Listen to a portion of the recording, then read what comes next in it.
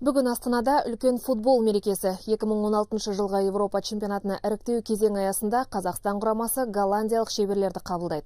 Қонақтар үшін алдағы бәсекенің маңызы зор. Өйткені қашанда байрақты бәсекелерден жүлде алып жүрген Голландия кәрі құрлықтың басты додасынан тыс қалудың азақ алдында тұр. Соңғы матчта Түркияға жол берген Дани Блин шәкірттеріне ұпай ауадай қажет. Десе де біздің жігіттер алдағы тартысқа тас түйін дайын. Тек жарақатына байланысты алаңға Бауыржан Жолшиев пен Жамбыл Көкеевтің шықпайтыны белгілі болды. Маңызды матч алдында соңғы дайындықтарын пысықтап жатқан біздің команда жанкүйерлер алдында аянып қалмасаны.